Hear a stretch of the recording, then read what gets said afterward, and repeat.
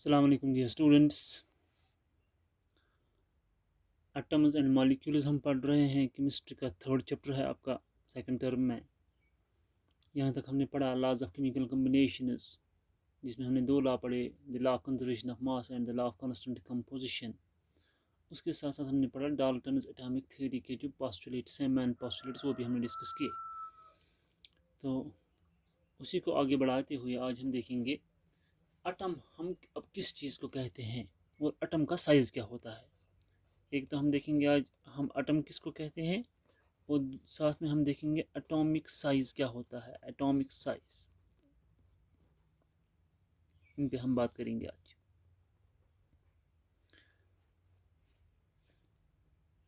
Atom जो अब है, एज पर the Dalton's atomic theory, it is the smallest particle of matter, the smallest, the ultimate particle of matter, and in fact all matter that exists in the universe is made up of these atoms of different elements, right? So in nutshell we can say that these atoms, they are the building blocks of the matter. atom क्या है अब? atoms जो हैं, these are actually the building blocks of the matter, building blocks of matter. ultimate particle of matter जो है वो atom है, building blocks of matter। ये भी आप कह सकते हैं these are the ultimate particles of matter, ultimate particles of matter, the smallest particles of matter, these atoms, ठीक है ना। and as such all matter is made up of atoms, all matter is made up of atoms। अगर हम atom की definition देखेंगे अब, an atom, an atom is defined, अगर इसकी आप डेफिनेशन देखेंगे, it is defined as the smallest particle of an element, as the smallest particle of an element that can take part, that can take part in a chemical reaction। एक element का छोटे से छोटा ज़रा जो chemical reaction में हिस्सा लेता है वही होता है atom. It is the smallest particle of the element. एक एलिमेंट का जो स्मॉलेस्ट पार्टिकल है, फाइनेस्ट पार्टिकल है, जो एक्चुअली केमिकल रिएक्शन में हिस्सा लेता है कंपाउंड्स बनाने के दौरान या केमिकल रिएक्शन के दौरान, जो एक्चुअल पार्टिकल जो है रिएक्शन में हिस्सा लेता है, उसी को आप कहते हैं atom. So in nutshell it is defined as the smallest particle of an element that is capable of taking part in a chemical reaction, ठीक है ना। और एटम्स हमारे पास, मैंने कल भी आपको कहा, जितने हमारे पास एलिमेंट्स है उतने ही किस्म के हमारे पास एटम्स भी हैं। We have as many kinds of atoms present as there are number of elements. अगर हमारे पास 115 एलिमेंट्स है, we have 115 types, 115 different kinds of atoms available with us, right. मगर ये जो एटम्स हैं, ये मोस्टली आप देखेंगे atoms of the most of the elements are reactive. ये आप चीज़ें याद रखिए, एटम्स ऑफ मोस्ट एलिमेंट्स और रिएक्टिव, ये रिएक्टिव होते हैं, एक दूसरे के साथ रिएक्शन करते हैं, और इसी लिए क्या कहते हैं, ये एग्जिस्ट होते हैं या तो ये दूसरे एटम्स के साथ या अपने ही एटम्स के साथ मिलके एग्जिस्ट होते हैं। And exist in combination, reactive and exist in combination with the atoms of with the atoms of same और अनदर एलिमेंट, या तो अपने ही एटम के साथ या दूसरे एलिमेंट के एटम के साथ ये कंबाइनड फॉर्म में एग्जिस्ट होते हैं। जैसे आप देखेंगे हाइड्रोजन, आप देखेंगे दो हाइड्रोजन एटम्स आपस में मिलके एग्जिस्ट होते हैं हाइड्रोजन मॉलिक्यूल में। यहाँ अगर ऑक्सीजन देखेंगे, दो ऑक्सीजन एटम्स मिलके आपस में एग्जिस्ट होते हैं, ठीक है ना, क्योंकि रिएक्टिव है, दो ऑक्सीजन एटम्स मिलके एक स्टेबल मॉलिक्यूल बनाते हैं। इसी तरह आप देखेंगे ये जो है या तो अपने ही एटम के साथ या दूसरे एटम्स के साथ। अब यहाँ देखिए NH3, ठीक है ना, मॉलिक्यूल बन गया। यहाँ कार्बन डाइऑक्साइड या वाटर, तो या तो ये अपने एटम्स के साथ मिलके एग्जिस्ट होते हैं या दूसरे एलिमेंट्स के एटम्स के साथ मिलकर ये एग्जिस्ट होते हैं एटम्स, क्योंकि ये रिएक्टिव होते हैं, ठीक है ना। सो एटम्स के बारे में आप ये चीज़ याद रखिए कि ये रिएक्टिव एलिमेंट्स होते हैं, ये रिएक्टिव पार्टिकल्स होते हैं, ये एग्जिस्ट होते हैं with the atoms of the same element और another element, and we have as many kinds of atoms as there are elements. we have as many we have as many kinds of atoms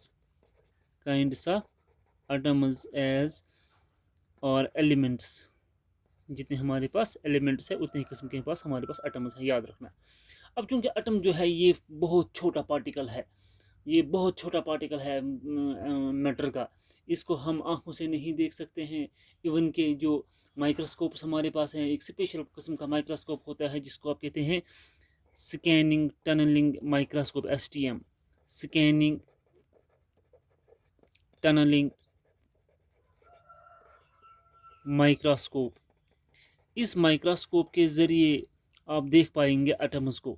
ये बड़ा finest microscope होता है जिससे आप अगर आप atom को देखना है तो ऐसी किस्म की माइक्रोस्कोप्स की हमें ज़रूरत पड़ती है, जैसे इसमें आता है STM, आता है एक स्कैनिंग टनलिंग माइक्रोस्कोप।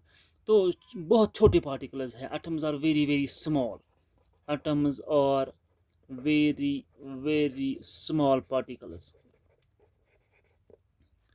तो अगर हमें एटम का साइज देखना है तो उस के लिए हमारे पास क्या मेजरमेंट है, हम एटम के साइज़ को कैसे देख पाएंगे। तो हम एक मेजरमेंट हमारे पास है, हम एटम के साइज़ को कंपेयर करते हैं in terms of atomic radius, ठीक है ना। The size of an atom is indicated in terms of its atomic radius. कितना एटम का साइज़ है वो हम किसे इंडिकेट करते हैं, इसकी एटॉमिक रेडियस के ज़रिए। The size of an atom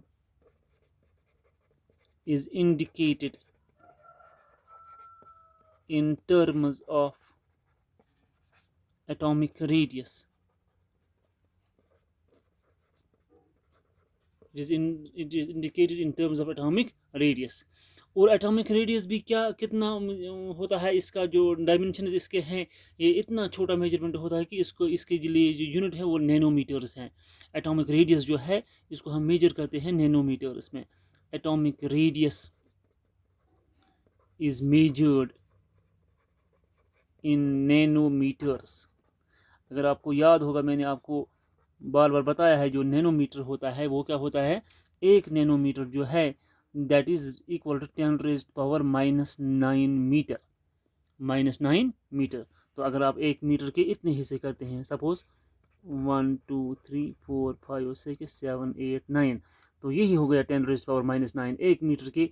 अगर एक मीटर के आप इतने हिस्से करते हैं, ठीक है ना, तो यहाँ पे जो एक एंटिटी बनती है दैट इज 10⁻⁹ मीटर, इसी को हम कहते हैं एक नैनोमीटर होता है बराबर, ठीक है ना। तो ये एटॉमिक साइज, ऐसे हम एटॉमिक साइज जो है मेजर करते हैं इस नैनोमीटर्स में। असल में जब आप अभी देखेंगे, हम जब स्ट्रक्चर ऑफ एटम पढ़ेंगे हमें पता चलेगा बाद में कि जो एक एटम होता है इसके बीच में एक पॉजिटिवली चार्ज न्यूक्लियस होता है। तो न्यूक्लियस के बाहर एनर्जी लेवल्स होती हैं, शेल्स होती हैं जिनमें इलेक्ट्रॉन्स होते हैं, ठीक है ना। तो समवट एक सर्कुलर शेप होता है एटम का। एटम के न्यूक्लियस के सेंटर से जो इसका एक आउटर मोस्ट शेल होता है, किसी का ये शेल होता है, किसी का ये शेल होता है, किसी का दूसरा शेल भी होता है। न्यूक्लियस के सेंटर से आउटर मोस्ट शेल तक जो रेडियस आती है इसी को आप कहते हैं atomic radius. The distance from the centre of the nucleus to its outer most shell, यही होता है एक एटम का एटॉमिक रेडियस। एटॉमिक रेडियस आप क्या कहते हैं, atomic radius, it is distance from the center of nucleus,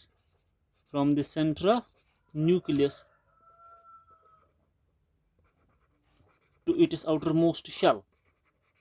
जो इसकी outermost shell है यहाँ तक जो हमें डिस्टेंस आती है इसी को हम कहते हैं एटॉमिक रेडियस।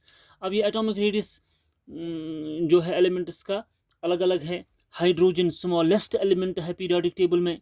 हाइड्रोजन जो है, hydrogen is smallest of all elements. Hydrogen atom जो है, hydrogen atom is smallest of all atoms.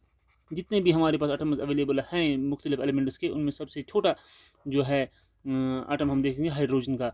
अगर आप देखेंगे हाइड्रोजन जो है इसकी जो एटॉमिक रेडियस है दैट इज़ 0.037 नैनोमीटर, 1 नैनोमीटर से भी कोसों दूर। 1 नैनोमीटर भी इसकी रेडियस नहीं है, एटॉमिक रेडियस नहीं है, सॉरी ये हाइड्रोजन है, हाइड्रोजन का 0.037 नैनोमीटर। अगर इसी तरह अगर आप बाकी एलिमेंट्स का देखेंगे, ये याद रखना है कुछ एलिमेंट्स का आपको, कार्बन का है इट इज़ 0.077 नैनोमीटर। आप देखेंगे नाइट्रोजन का है 0.074 नैनोमीटर। इन एलिमेंट्स का आप याद रखिएगा वैल्यू प्लीज़।